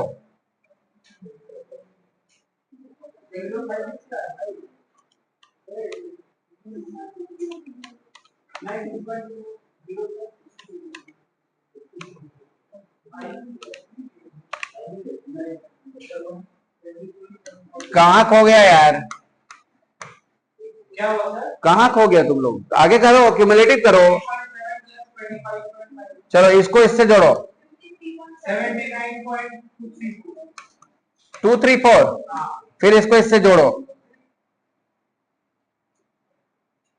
103.822। बस रुक जाओ, 100 पार कर गया ना, तो रुक जाओ, हो गया ना। आगे आपको करना जरूरी नहीं है। जो आपका इन्वेस्टमेंट 100 था ना, उसको पार कर गया तो रुक जाओ। अभी बताओ, एक साल पॉजिटिव हुआ ना 100 में से इतना, ये भी पॉजिटिव, ये भी पॉजिटिव। अब आपको कितना रिकवर करना है, देखिए कितना कर चुके आप, 79.234 कर चुके ना। 100 में से माइनस कर दो 79.234, तो 100 में से माइनस ये वाला को करके कितना करेंगे, 20.766, और उस साल का 24.588 डिवाइड कर दो, 84 कर दो, 3 साल 84 ईयर्स, ये आपका डिस्काउंटेड पेबैक पीरियड आ जाएगा। इत्मीनान से इसका डिस्काउंटेड पेबैक पीरियड का कैलकुलेशन करने के लिए स्पेशल इसी टॉपिक पे वीडियो अवेलेबल है, आप उसको देखिए, ठीक है। यहां पर जस्ट मैंने दोनों बना दिया, दोनों मेथड आपको सिखा दिया, क्योंकि ये आपको रिवीजन कर रहा है, शॉर्ट रिवीजन। चलिए देखिए, लिवरेज के ऊपर एक सम आपको दिखा रहे हैं यहां पर। The management of Z company limited wants to raise its fund from market, market से वो पैसा उठाना चाहता है, to meet out the financial demands of its long term project, and the company has various combination of proposal to raise its fund, and you are given the following proposals. यहां पे दिया हुआ है प्रपोजल है PQR, 100% of equity P में है, डेप्ट में dash, preference share में डैश, क्यू में है 50-50 और प्रेफरेंस शेयर में डैश, और आर में है 50 का इक्विटी और प्रेफरेंस शेयर में 50। कॉस्ट ऑफ डेप्ट 10% है, कॉस्ट ऑफ प्रेफरेंस शेयर 10% है, टैक्स रेट 50% है, equity share of the face value of 10 each will issued at a premium of 10 per share, बात नहीं करो, 10 per share. Total investment to be raise 40 lakh का आपका investment क्या करना है, रेज करना है। Expected earning before interest and taxes 18 lakh, ठीक है। And from the above proposal management wants to take decision from you for appropriate plan out of the computing the following. आपको बताना है तीनों में से एप्रोप्रिएट प्लान कौन सा है। पहला निकालना है ईपीएस, दूसरा निकालना है फाइनेंशियल ब्रेक इवेंट पॉइंट, और तीसरा निकालना है EBT among range the plans of for indifference, also indicate if any of the plans dominate. आपको ये बताना कि कौन सा प्लान डोमिनेट करता है, ठीक है। अब इस तरह के क्वेश्चन पैटर्न रहेंगे, और एक्सपेंशन एंड बिफोर एक्सपेंशन आपको लिवरेज में मैं बता दे रहा हूं, ठीक है।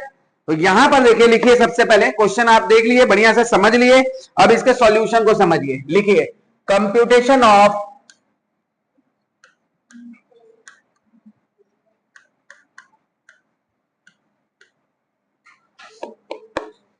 EPS, computation of EPS, proposal कितने हैं लिख सकते हो।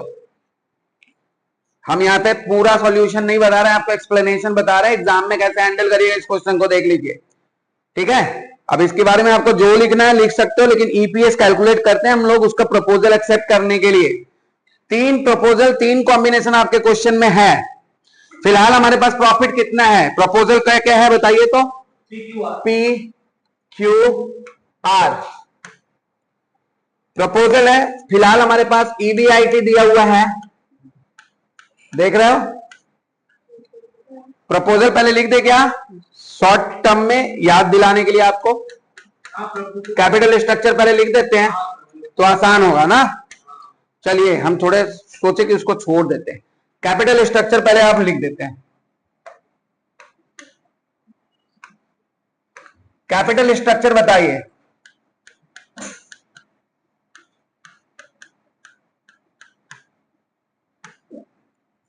प्रपोजल पी में कैपिटल स्ट्रक्चर क्या है, 100% इक्विटी है,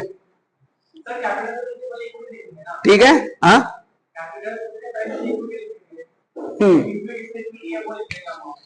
हाँ हाँ, टोटल इन्वेस्टमेंट आपको 40 लाख करना है ना, ठीक है ना। तो टोटल इन्वेस्टमेंट आपको 40 लाख करना है। पहला प्रपोजल में कितना परसेंट है, 100% है ना, तो आपको पूरा का पूरा इसमें 40 लाख का इक्विटी शेयर करना है। यहां पे कैपिटल स्ट्रक्चर लिख देंगे, यहां पे लिखेंगे इक्विटी शेयर कैपिटल, ठीक है ना।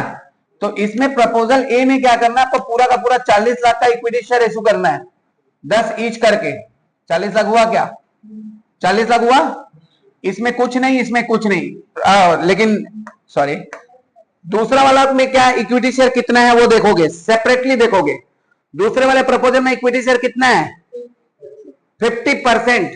तो इसका मतलब हुआ दूसरा वाले केस में 20 लाख का होगा, और तीसरा प्रपोजल में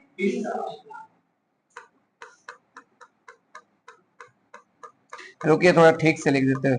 40 लाख का है क्या टोटल कैपिटल?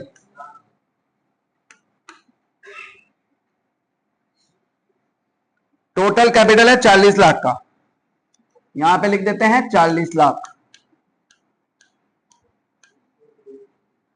फिर कितना है? 20 लाख। और प्रपोजल आर में कितना है? 20 लाख। समझ आया बात? अब लिखेंगे प्रेफरेंस शेयर कैपिटल। ये ऐसे मत लिखिएगा आप लोग, पूरा पूरा लिखिएगा। प्रेफरेंस शेयर कैपिटल देखिए किस केस में है? आर में है। किस केस में है? आर में है। तो इसका मतलब अगर प्रेफरेंस शेयर कैपिटल करते हैं हम तो आता है सिर्फ आर में, इसमें डैश इसमें डैश, कितना का? 20 लाख का। फिर कितना परसेंट डिवेंचर बोला है?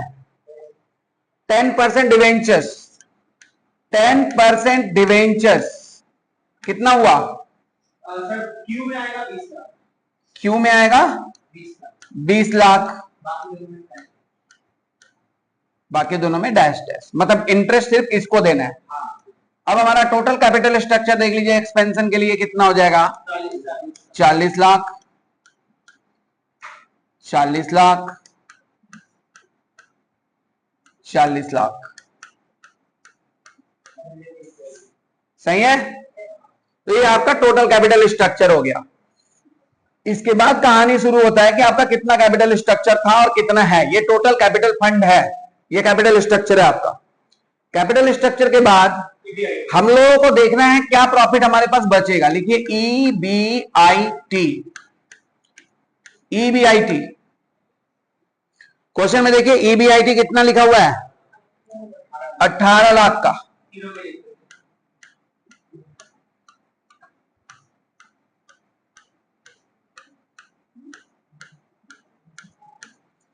EBIT में से आई को हटा दीजिए, मतलब इंटरेस्ट को। सिर्फ क्यू में कितना आएगा? 20 लाख का 10%, 2 लाख, इसमें डैश। आई से क्यू 18, 16, 18। अभी क्या बचा? EBT 18 लाख, 16 लाख, 18 लाख। ये क्या है? EBT। इसमें से क्या हटाएंगे? टैक्स।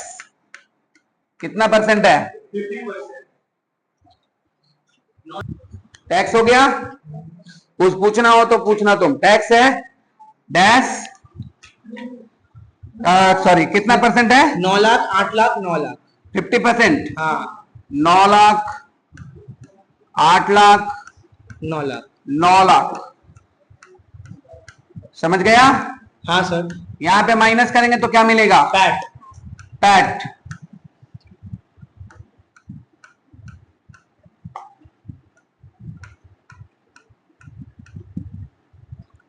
ठीक है ना? पैट। तो अब हम लोग क्या करेंगे? अब माइनस करेंगे preference dividend. Profit after tax मिल गया। हाँ, अब माइनस पैट मिल गया। Profit after tax full form में याद रखिएगा, प्रेफरेंस डिविडेंड। हाँ सर। प्रेफरेंस डिविडेंड बोलिए। Dash dash 2 lakh. Dash dash 2 lakh.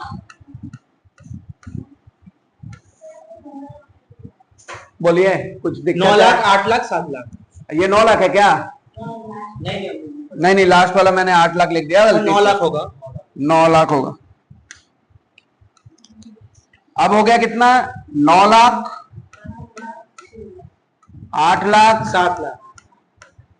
7 lakh. ये क्या कहलाएगा? पाफेश। ये कहलाएगा पाफेस। अब आपको यहां पर तीनों लिवरेजेस के फॉर्मूला याद होने चाहिए, क्योंकि इस क्वेश्चन को उधर भी मोड़ सकता है। ये लिवरेजेस निकालिए और बताइए कौन सा बेस्ट ऑप्शन होगा। इस क्वेश्चन को उधर भी मोड़ सकता है इस क्वेश्चन के अलावा।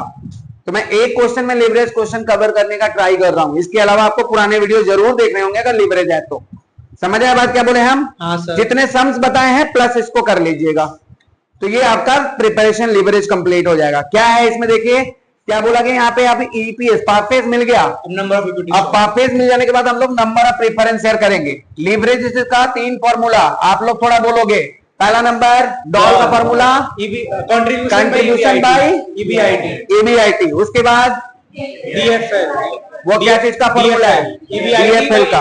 और उसके बाद कॉम्बाइंड लिवरेज का डॉल इनटू डीएफएल। ये तीनों पूछ सकता है, साथ में ईपीएस पूछ सकता है, और उसके साथ आपको कंपैरिजन करने में बोलता है कौन सा प्रोजेक्ट अच्छा है। नहीं तो इस तरह से क्वेश्चन मोड़ देगा लास्ट में। पहला टॉपिक बहुत अच्छा देगा 7 नंबर का या 5 नंबर का या 6 नंबर का, फिर 2 और 3 नंबर का क्वेश्चन और एक लटका देगा। ठीक है? तो ध्यान रखिएगा ये सब चीज को, क्योंकि वहां पे ये तो गारंटीड है आपको नया सम ही मिलेगा। हाँ, पैटर्न हमारा किया हुआ हो सकता है, लेकिन सम्स आपको नए मिलेंगे। हाँ, वो निकालना है, वो इजी है, खाली फॉर्मूला है ना, टूक के ले जाना है। Number of equity shares,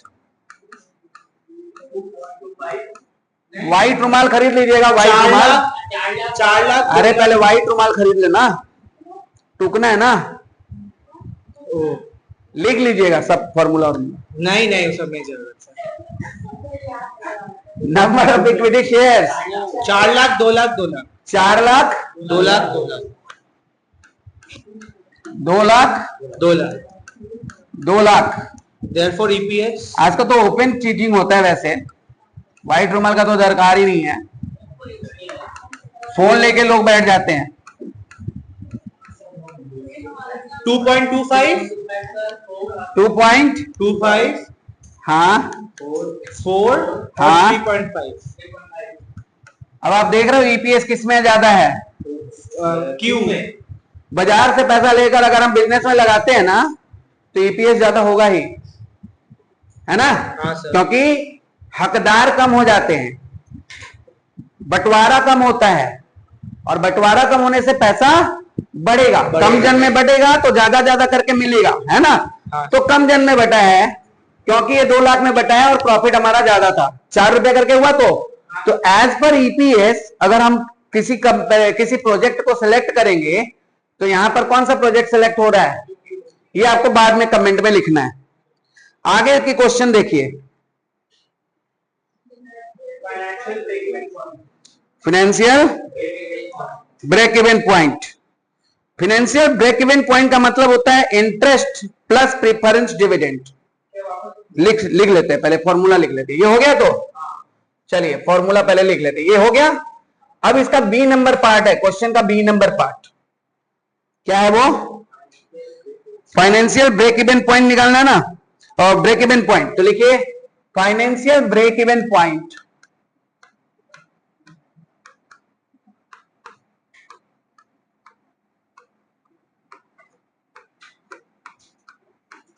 formula लिख लीजिए फाइनेंशियल ब्रेक इवन पॉइंट का। लिखिए इंटरेस्ट प्लस प्रेफरेंस डिविडेंड, जितने भी फाइनेंशियल चार्ज है,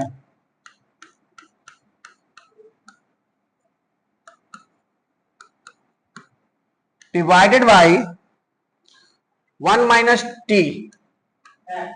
यस, तो प्रोजेक्ट पहला कौन सा था?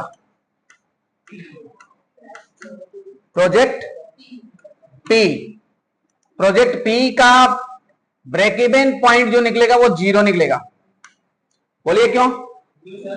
इंटरेस्ट नहीं है, डिविडेंड नहीं है, तो ठीक है 0 निकला।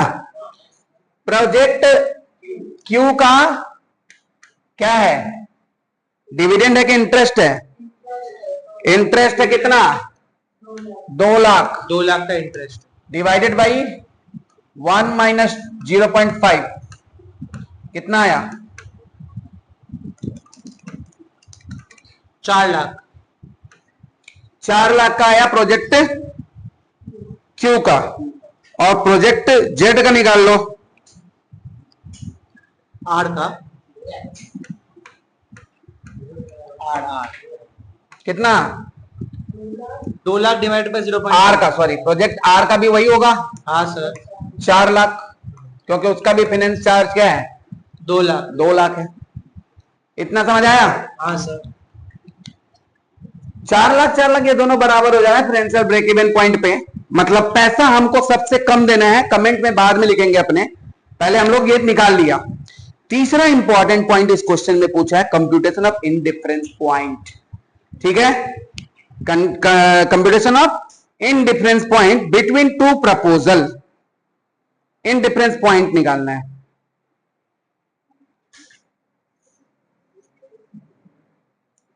लिखिए indifference point.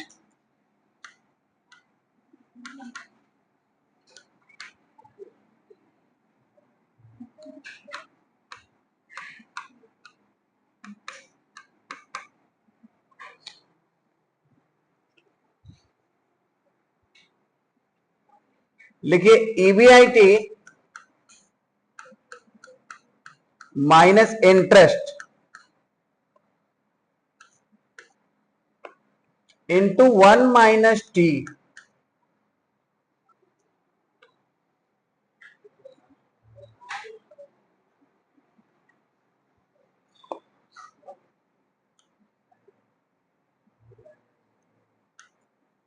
Minus dividend preference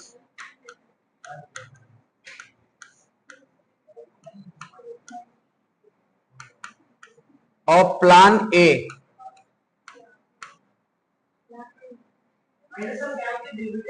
preference of plan A, हाँ हाँ, divided by number of equity.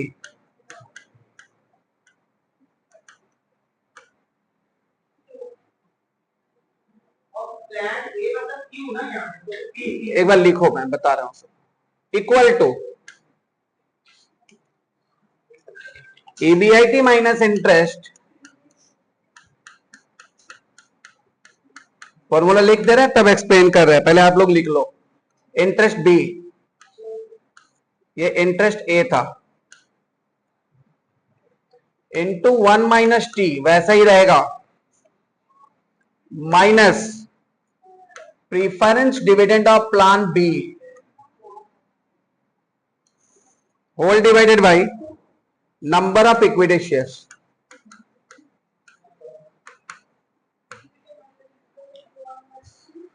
पहले फॉर्मूला लिख लीजिए आप,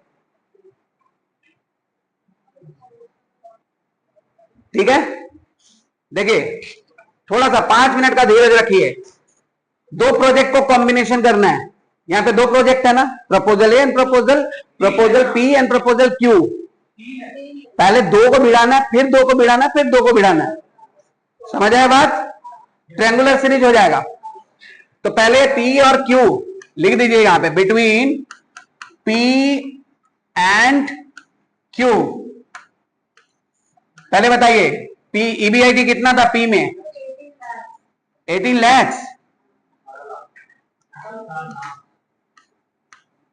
18 लाख।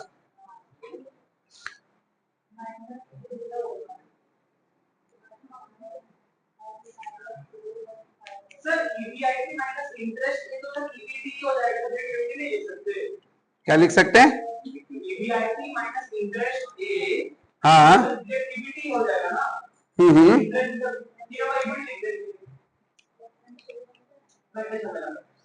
वापस माइनस क्यों करेंगे? एक लाख इंटरेस्ट ये होगा ना। नहीं नहीं, वो 18 लाख लिख के यहाँ पे देखिए एक चीज, ईबीआईटी ही तो निकालना है। देखिए ईबीआईटी कितना लिखे थे हम लोग? ईबीआईटी को ईबीआईटी ही रहने दीजिए। माइनस इंटरेस्ट कितना माइनस होगा ये बताइए? 0, यही ना, ब्रैकेट क्लोज हुआ। 1 माइनस टी, 1 माइनस टी क्या है? 0.5। प्रीफरेंस डिविडेंड कितना है पहले वाले में? 0 है ना, तो minus 0, whole divided by number of equity shares कितना है? Number of equity shares 4 lakh. Sir फिर ऊपर वाला तो 0 हो जाएगा ना। अरे एनीथिंग मल्टीप्लाई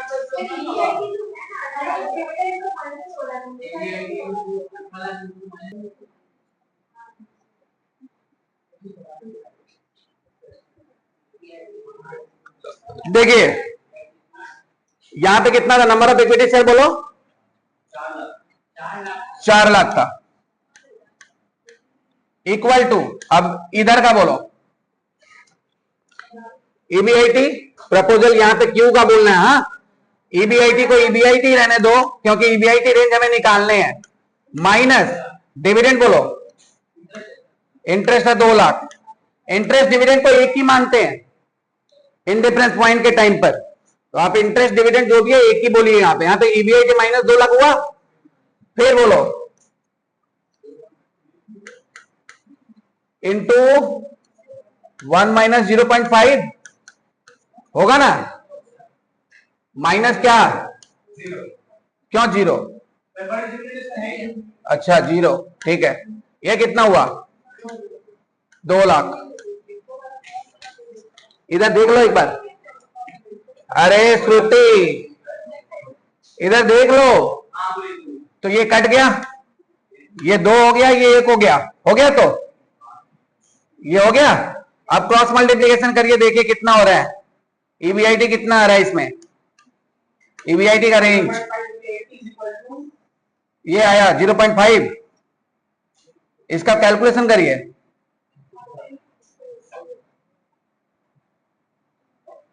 सर 0.5 किस तरह भी किया ये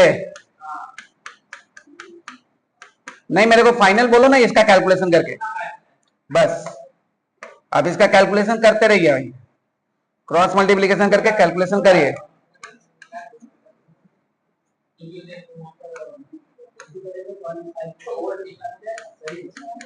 ईबीआईटी का वैल्यू बोलो ना भाई तुम्हारे हिसाब से नहीं है बस देखा हमको स्टेप नहीं 4 लाख है भाई स्टेप मिस नहीं करते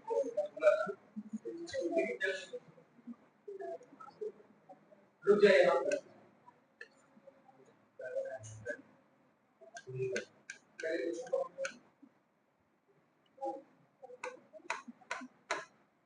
करके बताओ फाइनल फिगर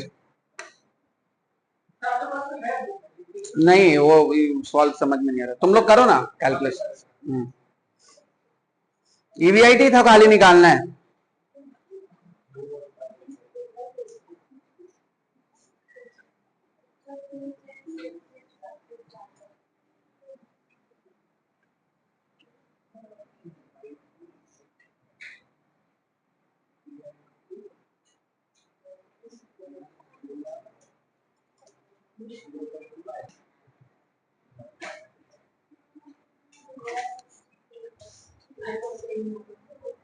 या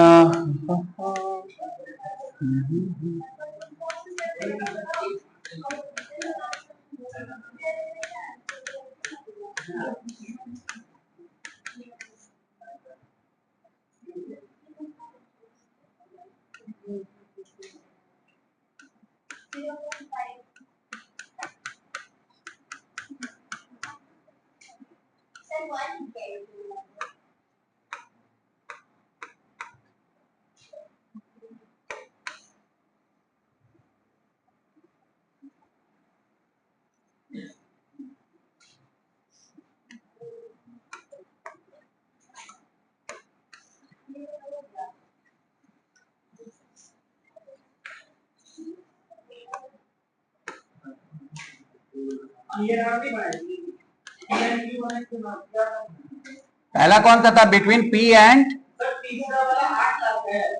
हाँ हाँ हाँ हाँ पहला पॉइंट क्या था पी एंड चलिए पी एंड क्यू का देख लीजिए आप लोग यहाँ पे ईबीआईटी कितना लिखे थे एक बार बता देना पी एंड क्यू का जो पहला किए थे EBIT -0 अच्छा, EBIT माइनस 0, क्योंकि EBIT निकालना है आपको, यही ना? हाँ हाँ। EBIT रेंज निकालना है -0, फिर बोलना ब्रैकेट में 1 माइनस 0.50, यहाँ पे डायरेक्टली 0.50 ठीक कर है, दी। माइनस ठीक है, 0 तो माइनस 0 प्रेफरेंस डिविडेंड वाला हो गया, माइनस प्रेफरेंस डिविडेंड 0 है, divide by 4 lakh divided by total number of equity share है 4 lakh, is equal to EBIT minus 2 lakh EBIT minus 2 lakh, bracket में 0.5 ब्रैकेट में 0.5 माइनस 0 माइनस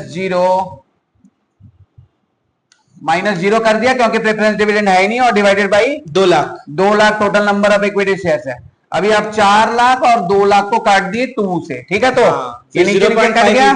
अब देखो 0.5 EBIT by 2 equal to EBIT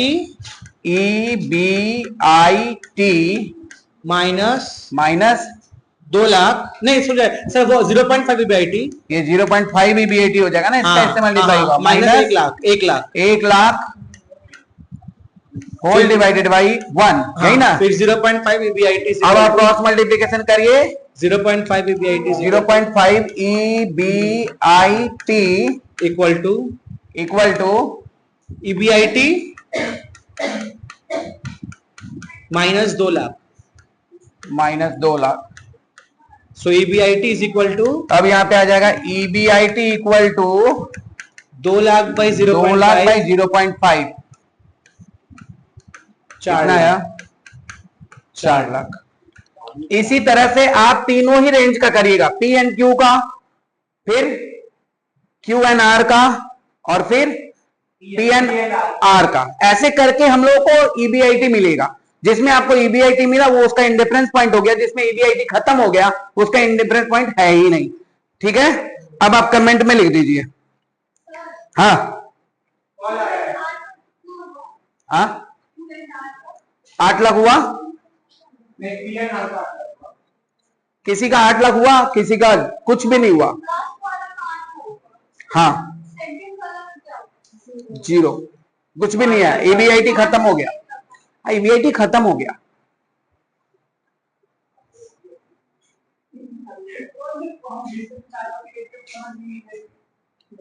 हो गया, तो वही तो 0 आ गया ना, दोनों बैलेंस नहीं हुआ, इक्वल नहीं हुआ, मतलब EBIT आपका खत्म हो गया, नहीं है। अब यहाँ पे आप कमेंट लिखिए comment, there is no any indifference point between, there is no any indifference point between there is no any indifference point between proposal R, proposal P and proposal R, Q and R, proposal Q and R, proposal Q and R।